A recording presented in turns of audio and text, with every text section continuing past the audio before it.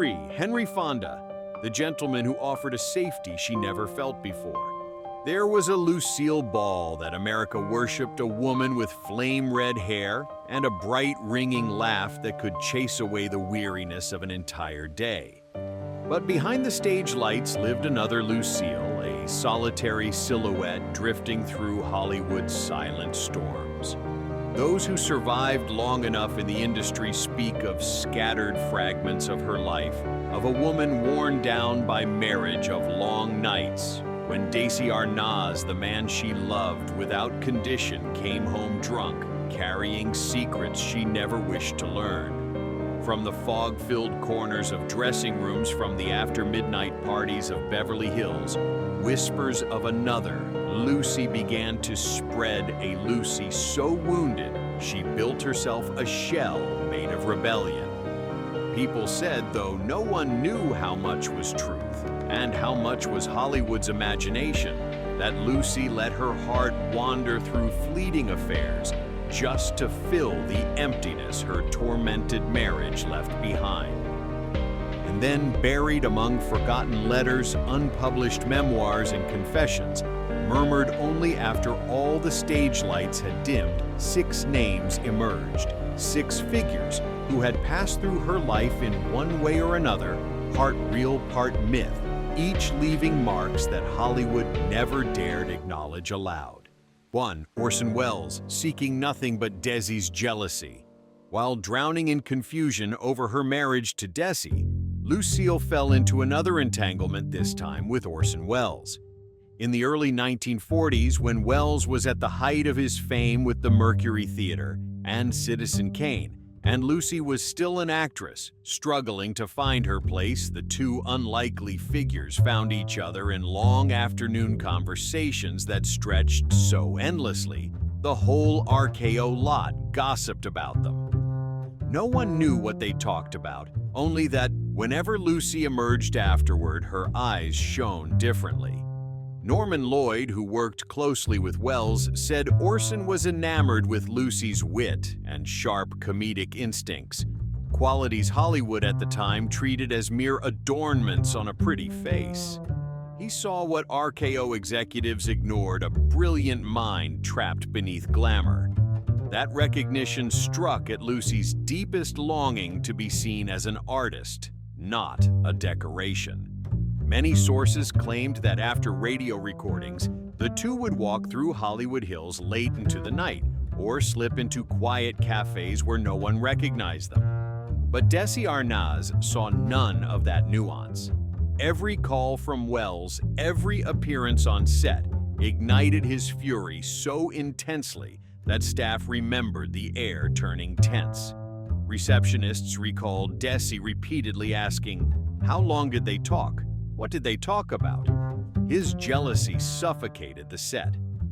One anonymous friend of Lucy said she was drawn to dangerous geniuses, and Orson was dangerous in a way that made women tremble.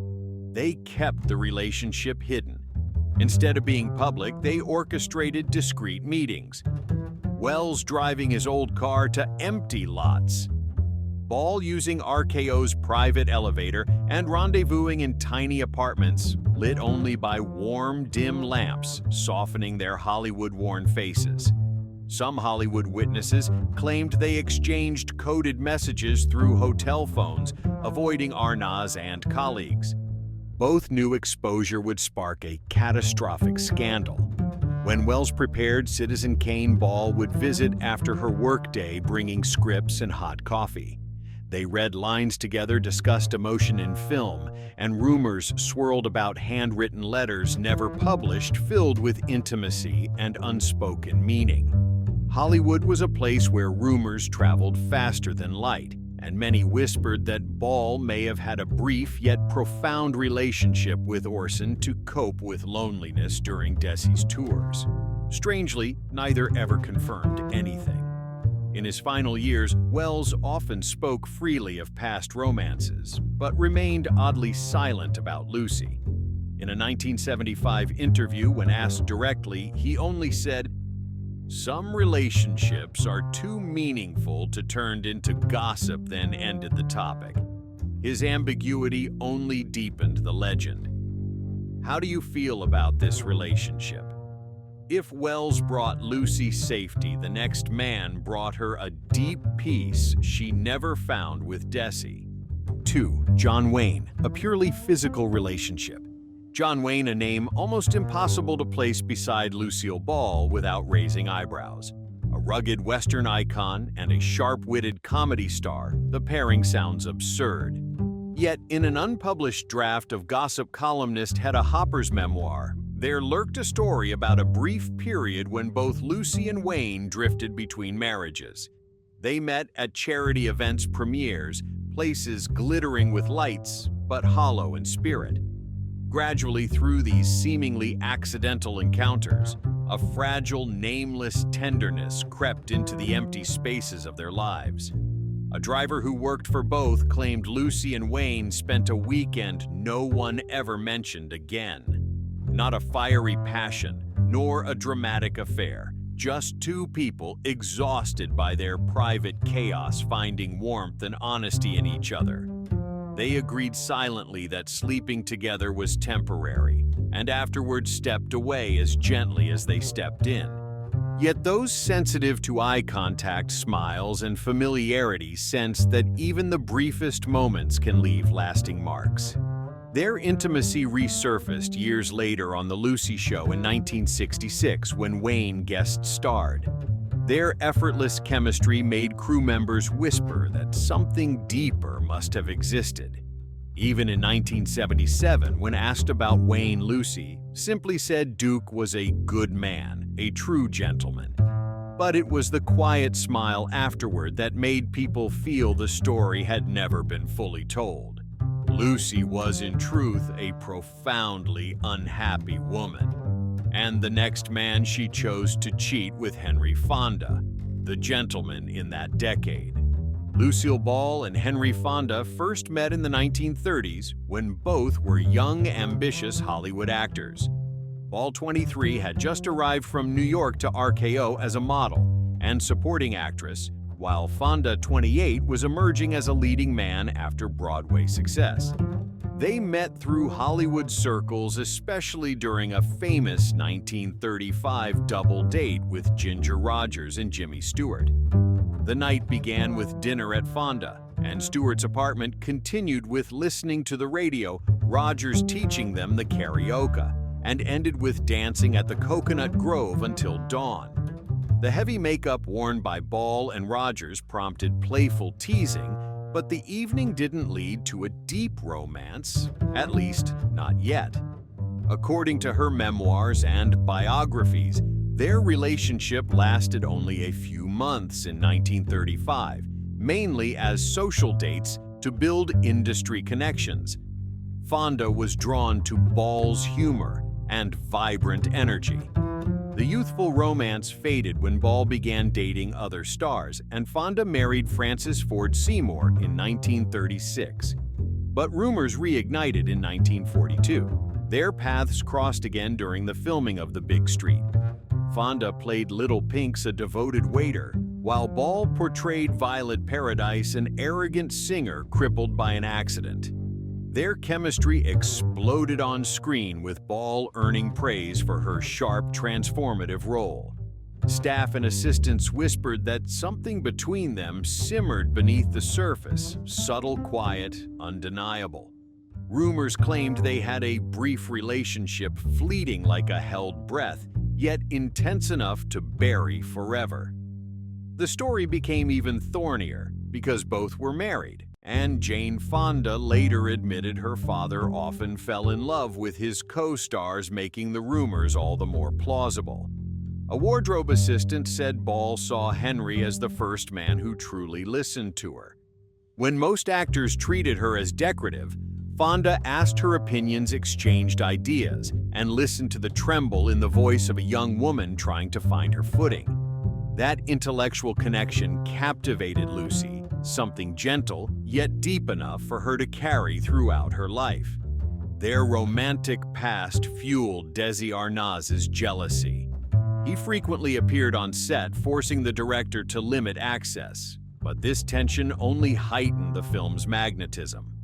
Though the relationship soon slipped into the shadows, Lucy and Fonda maintained a lifelong affection. When she struggled to build her company, Fonda was one of the few who offered genuine advice rather than Hollywood politeness.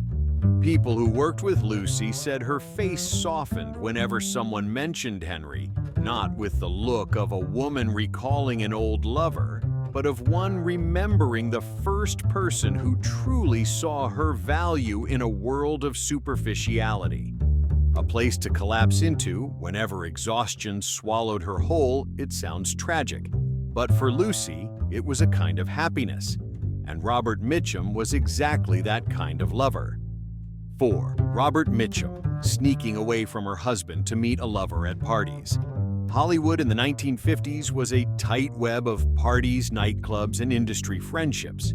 They often met through mutual friends like Ann Miller, who was close to Ball, or at RKO events, where Ball was still searching for an opportunity to break free from comedic supporting roles. At that time, Mitchum was rising as a new star with noir films like Out of the Past 1947, while Ball was still struggling in film before transitioning to television. The two were drawn to each other, he with his cool, magnetic, rugged persona, she with her intelligence, energy, and free-spirited lifestyle, feeling starved of affection in her turbulent marriage with Desi Arnaz.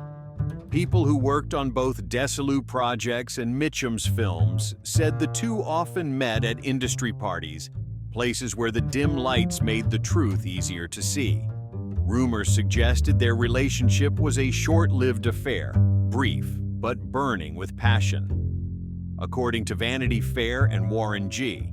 Harris's biography, Ball slipped into this affair as a reaction to Arnaz's frequent absences and his own rumored infidelities with Mickey Rooney and various women during his government-funded Goodwill tour. Ball sought Mitchum on nights when Arnaz was away attending private parties, exclusive clubs, and even quiet strolls along Sunset Boulevard, where the neon lights reflected in their eyes, creating moments both bold and dangerous.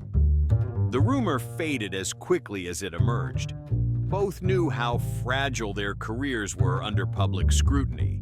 One spark could burn down the I Love Lucy empire or drag Mitchum into yet another scandal. So neither said a word. Mitchum only smiled mysteriously whenever reporters mentioned Lucy, a smile that made people wonder whether he was hiding memories or swallowing a truth long buried. What kept this story alive was how it seemed to spill into Lucy's work. TV critics at the time noticed that in several mid-1952 episodes, Lucy suddenly exuded a new feminine confidence, deeper, more sensual, quietly powerful. One scholar wrote that there was a new maturity in her performance, as if Lucy had walked through a private storm the world wasn't allowed to witness. And coincidentally, Mitchum's granddaughter later said he kept a signed photo of Lucy in his desk drawer, not displayed, not flaunted, just tucked away like a gentle secret among his most personal treasures. Still, the danger of this rumor wasn't emotional, it was professional. Only a few years prior, Mitchum had barely survived a marijuana scandal that nearly destroyed his career. If Lucy America's wholesome darling was pulled into the orbit of a bad boy like Mitchum, it could have been a media catastrophe. A Desi security guard later claimed that he once saw Mitchum leaving Lucy's makeup room late at night, and the next morning received an envelope of money with a quiet reminder to forget everything. And this wasn't the end. Lucy's marriage descended further into chaos when she also had an affair with the powerful titan in CBS to revenge her husband. 5. CBS executive, revenge by bringing another man into their marital bed. The whispers about Lucy's revenge echoed through the quiet hallways of Desi like a silent storm no one dared to name. After years of enduring Desi's blatant betrayals, Lucy was no longer the cheerful woman America saw on screen. She had become a quiet warrior, one who finally knew how to play the very game Desi had juggled so well. A high-ranking CBS executive, an old friend of Desi's, a man nameless yet powerful, suddenly became the central figure in this secret web.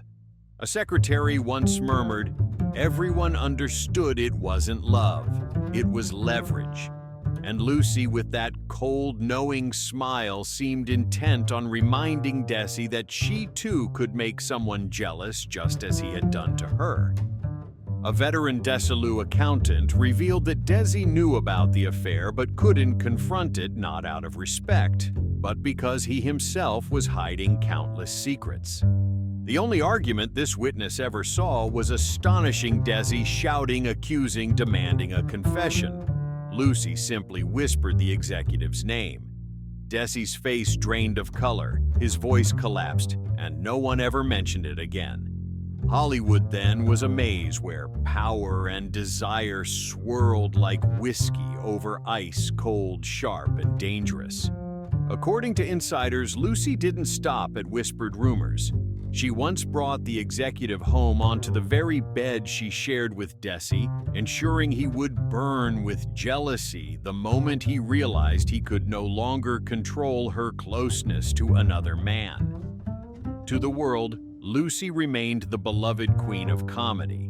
But behind that was a razor-sharp woman who knew how to use every tool at her disposal to reclaim autonomy and power. The unnamed executive continued doing business with both Lucy and Desi for years, proving that in Hollywood, power and secrecy often mattered more than anything else. During the 1950s, when I love, Lucy was airing, the shift in power between Lucy and Desi began to show. Desi, who once dismissed Lucy's ideas in meetings, suddenly became cautious, listening more, respecting her more. The balance had tilted, unspoken yet undeniable. Lucy was no longer the woman who suffered in silence. She had learned to speak the only language that those who hurt her could understand. CBS secretaries began noticing every door opening for Lucy: increased budgets, priority scheduling, near absolute creative control. The ratings didn't skyrocket, one secretary recalled, but her power did. In a private, unpublished memoir, a close assistant wrote, "That affair wasn't about passion. It was about power." Lucy had grown exhausted from betrayal and from suffering in silence. She understood that sometimes the only way to regain control was to use the very weapons others had used against her. From the hushed corridors of Desilu to the power rooms of CBS, Lucy crafted a web where every move she made forced Desi and others to tread carefully. Hollywood was a battlefield, and she had learned how to win in the shadows. And as Lucy once told her assistant, "Sometimes you have to speak in the only language they understand." The secrets, the subtle acts of revenge, and the quiet power hidden beneath her radiant smile shaped not only her legend on screen, but also her survival in Hollywood's treacherous world. Beneath the red hair and the iconic laughter was a decisive, intelligent woman unafraid to strike back. 6. Dean Martin, a deep friendship her husband approved of. The story of this rumored relationship emerged later in her life after Lucy divorced Desi Arnaz and married comedian Gary Morton. According to sources close to the family, Lucy and Dean Martin, who had also divorced and was seeking peace after parting ways with Jerry Lewis, often found solace in each other. A neighbor living near Lucy's Beverly Hills home recalled that Martin frequently visited late at night, arriving in his distinctive car throughout the late 1960s and early 1970s. It wasn't lust, it was two survivors finding each other amid the wreckage of their lives. Their chemistry was unmistakable whenever they appeared together on television. Their interactions radiated warmth and a comfortable intimacy that stretched beyond polite boundaries, revealing a deeper connection. Lucy's longtime hairstylist insisted she became a different person when Dean showed up, or even when his name was mentioned not in the fluttering excitement of youth, but in the quiet glow of someone who had finally found a person who understood her, who had walked the same broken path. Neither Martin nor Ball ever publicly acknowledged a romantic relationship, and given their status in Hollywood, they had every reason to keep things private. Yet those closest to the two stars all noticed a tenderness in their interactions, something unmistakably beyond friendship. Dean Martin's daughter, Dina, wrote in her memoir that her father had a special telephone line that rang only when Lucy called, and he would always take those calls in private, a subtle but powerful sign of their bond.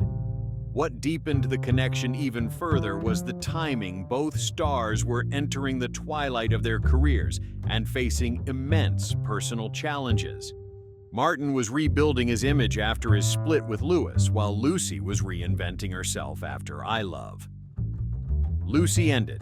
A producer who worked with them noted that they shared an understanding of fame's highs and lows, a rare emotional resonance that brought comfort few outsiders could comprehend. Gary Morton, Lucy's second husband, was said to know about the relationship, but didn't mind. He offered stability and handled business matters while giving Lucy the freedom to maintain other close relationships. A housekeeper said Morton and Martin were actually friendly, free of jealousy, and Morton once remarked, "Lucy deserves all the happiness she can find. God knows she's earned it." Behind the flaming red hair and the laugh America adored Lucille Ball hid a private world full of secret scandals and sorrow. Let's open her entire life to understand why. Lucille Desiree Ball was born on August 6, 1911 in Jamestown, New York, into a working-class family. Her father, Henry Durrell Ball, was a factory worker, and her mother remarried after the family moved several times from Montana to Michigan. Lucille's childhood was not wealthy, but from a young age she showed a passion for art and performance.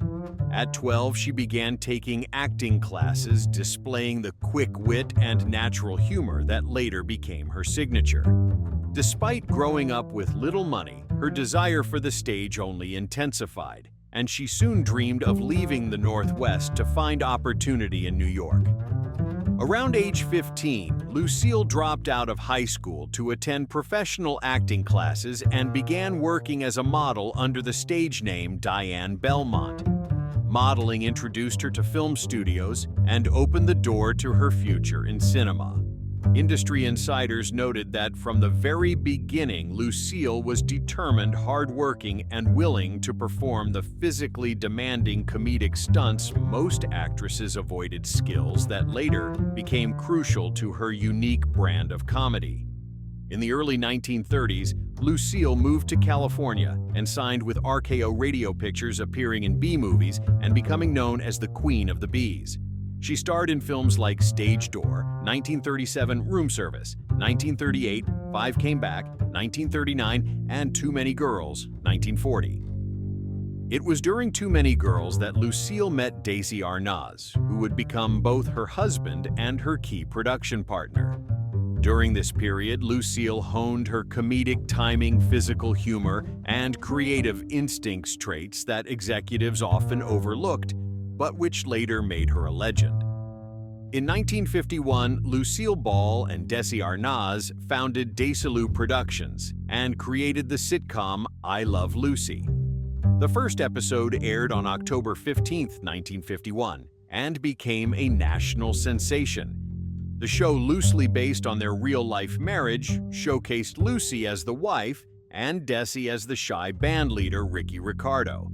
Their chemistry, the physical comedy, and the unforgettable supporting cast turned I Love Lucy into a cultural phenomenon and laid the foundation for the American sitcom. Lucille was not only the star, but also a powerful force behind the scenes. Through Desilu Productions, she became one of Hollywood's most influential women, both as producer and executive. Desi went on to produce iconic series and pave the way for future female producers. Her leadership secured her creative power and solidified her impact on television history. Her career extended well beyond I Love Lucy. She appeared in The Lucy Show and Here's Lucy, maintaining relevance and adoration across multiple generations. She won 4 Emmys, received the Presidential Medal of Freedom, and was inducted into the Television Hall of Fame, testaments not only to her talent, but also to her vision and influence. The real difficulties began when she met Desi Arnaz. Lucille Ball and Desi Arnaz married in 1940, becoming one of Hollywood's most famous couples. Publicly, they were a picture-perfect pair, co-creators of I Love Lucy and Desi, but their private life was anything but simple. Their relationship was filled with conflict, professional pressure, and personal struggles hidden from the audience. Throughout their marriage, Desi Arnaz was known for heavy drinking and frequent affairs, causing deep strain between them. Rumors circulated about Desi's transactional relationships with women, fueled by his temper and infidelity, leaving Lucille wounded and insecure. Still, they maintained their professional partnership and raised their children, revealing that a certain bond and responsibility remained. They had 2 children, Lucy Arnaz, born in 1951, and Desi Arnaz Jr., born in 1953. The children witnessed firsthand the turbulence of their parents' marriage. Lucy later shared that despite the conflict, emotional volatility, and pressures of fame, her parents reassured them that love still existed, just not a life they could continue together. After the divorce, both children sensed a calmer household as the fight subsided. Their divorce was finalized in 1960. But Lucille and Desi maintained a warm relationship for years afterward. They continued collaborating, supporting each other professionally, and exchanging heartfelt letters that revealed a deep emotional connection beyond the marriage itself. Their conflicts involved more than infidelity or alcohol. Personality differences, career pressures, and battles for power at home also contributed to the tension. Lucille's assertiveness and leadership sometimes clashed with Desi's temperament, creating friction, but also shaping her into a formidable figure in Hollywood. Their marriage, full of turmoil and controversy, left a lasting legacy of both artistic brilliance and personal complexity. Behind the laughter existed 2 human beings with profound emotions, profound flaws, and profound connections. One reason their story remains among Hollywood's most mysterious. In her final years, Lucille Ball lived mostly at her Beverly Hills home, with her second husband, Gary Morton, remaining close to her children, Lucy Arnaz and Desi Arnaz Jr. She made occasional public appearances, though her health was declining. On April 18, 1989, Lucille suddenly experienced severe chest pain and was rushed to Cedars-Sinai Medical Center in Los Angeles. Doctors diagnosed an aortic aneurysm near her heart and performed a 7-hour surgery to replace her aortic valve. Although the procedure was intense, she appeared to recover, walking lightly around her hospital room, giving everyone hope. But on the morning of April 26, 1989, Lucille woke with excruciating back pain and quickly lost consciousness. Though she had recently survived an aortic aneurysm, she died from a ruptured abdominal aorta, a sudden and deadly condition. The autopsy revealed cystic medial necrosis, which had weakened her arteries over time and caused the fatal rupture. Her final days were filled with love. Gary Morton stood by her side, and her children visited, often creating a warm atmosphere despite her health struggles. Surrounded by those she loved, she found comfort in her last moments. After her death, Lucille was cremated. Her ashes were first placed at Forest Lawn, Hollywood Hills, but in 2002, her children moved them to Jamestown, New York, to rest near her family and return her to her hometown. Lucille Ball left behind an immortal comedic legacy, but the stories of her heart of the 6 men who passed through her life remain shrouded in shadows she carried with her to the grave. She lived with passion, pain, and sharp strategic instinct, yet when asked about it all, her final response carried tremendous weight. The world received my talent, only a few received my heart. She chose to guard her privacy while asserting her power over love and life. So, had you ever imagined that behind Lucy's laughter and comedic brilliance lay such a complicated private life? Those 6 relationships were not merely affairs. They were stories of power, loyalty, and a woman's fight to protect her heart in a treacherous Hollywood. If you want to continue exploring untold stories behind the legends of the silver screen, make sure to subscribe so you don't miss any future revelations. Thank you for joining us in uncovering the hidden fragments of Lucille Ball's remarkable life.